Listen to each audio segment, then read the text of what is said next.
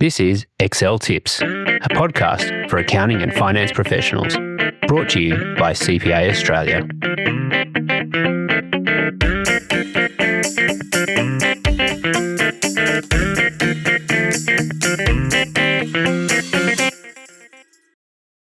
Welcome to the Excel Tips podcast. My name is Neil Blackwood, and in this episode we're going to look at a brand new feature called Checkboxes. Well, to be honest, there is a checkbox system already in Excel and it's been there for decades, but unfortunately it was part of the controls system in Excel, which is an advanced topic.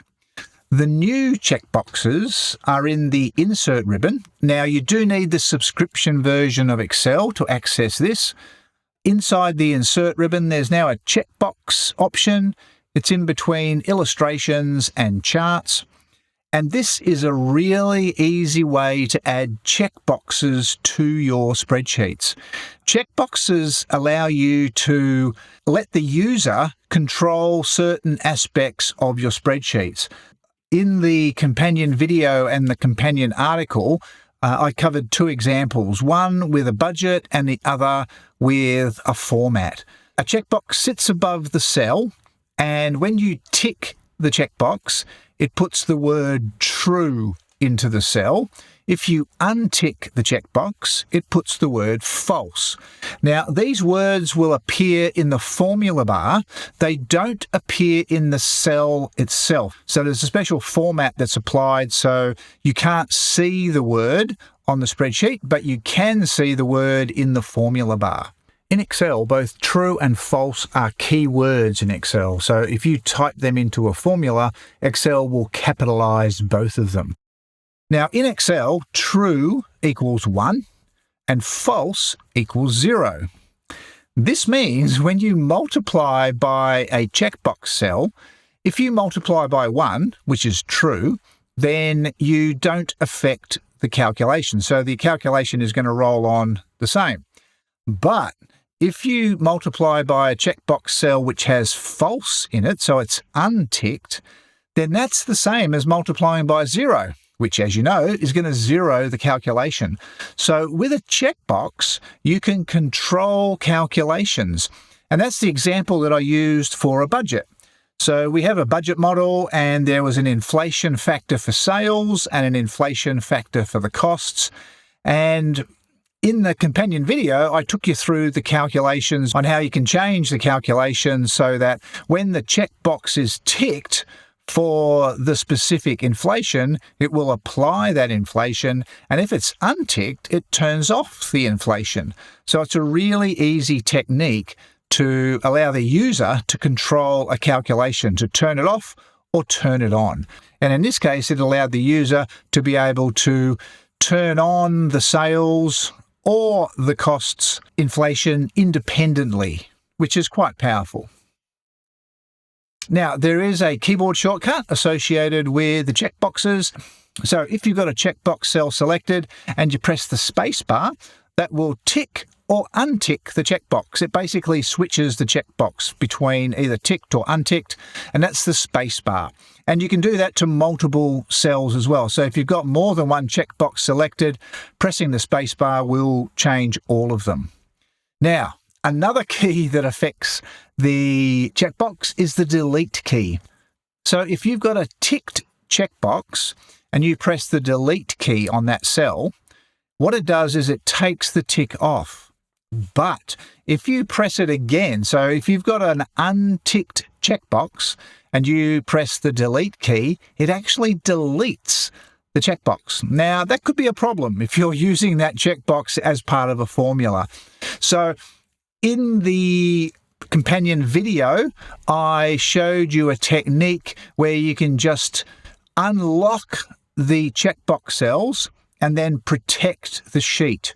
And what that does is that allows the user to use the checkboxes, but when they press the delete key, it doesn't delete the checkboxes.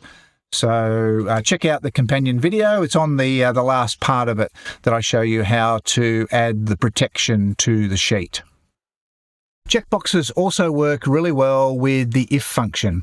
The if function has three arguments. The first argument is what's called a logical test. and that's something that returns true or false.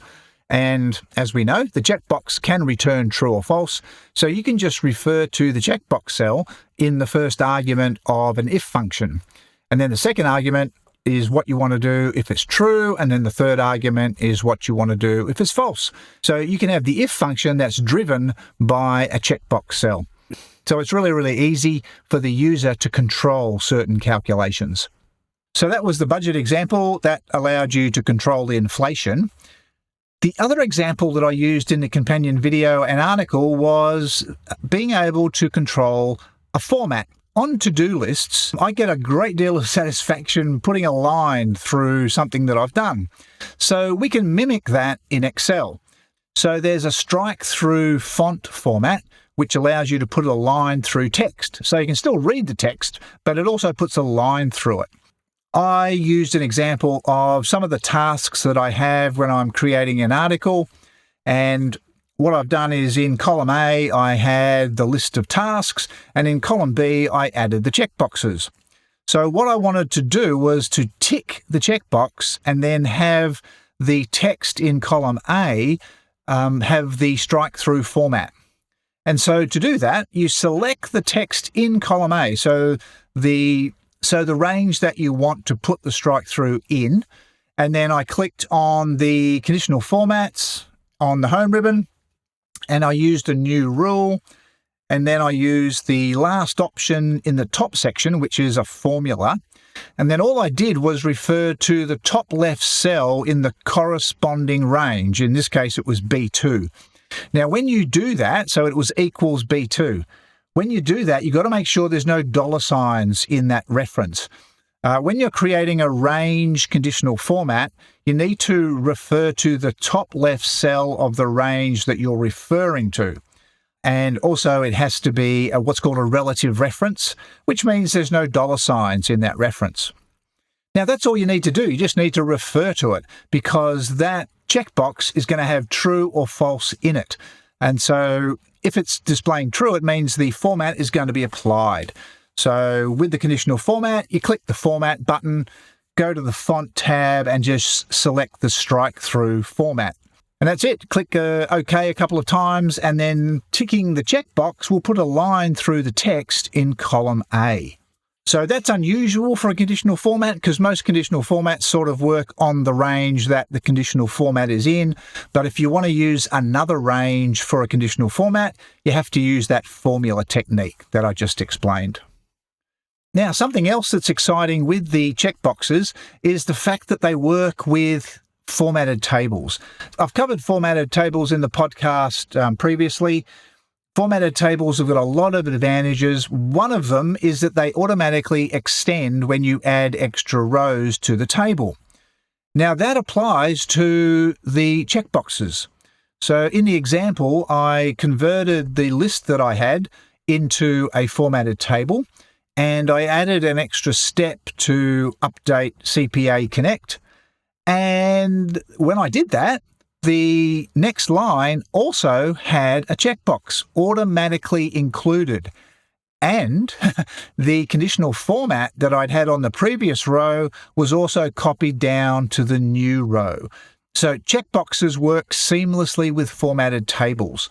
And so if you have a column of checkboxes in a formatted table, when you add a new entry to the bottom of the column, the checkboxes will automatically extend. So checkboxes, it's a brand new feature.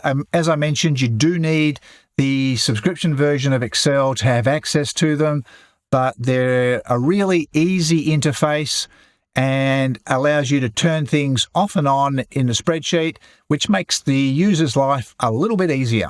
So I hope you enjoyed learning about checkboxes, and thanks for listening. Thanks for listening to Excel Tips, a CPA Australia podcast. If you've enjoyed this episode, help others discover the show by leaving us a review or sharing this episode with colleagues, clients, or anyone else looking for the best Excel tips and tricks. To find out more about our other podcasts and CPA Australia, check out the show notes for this episode. And we hope you can join us next time for another episode of Excel Tips.